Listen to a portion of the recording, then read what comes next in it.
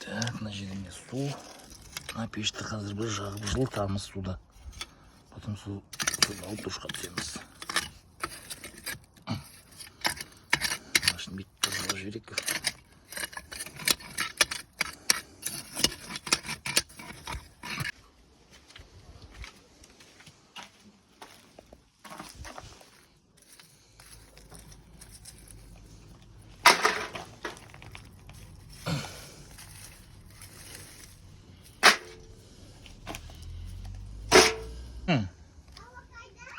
Алуа үйде.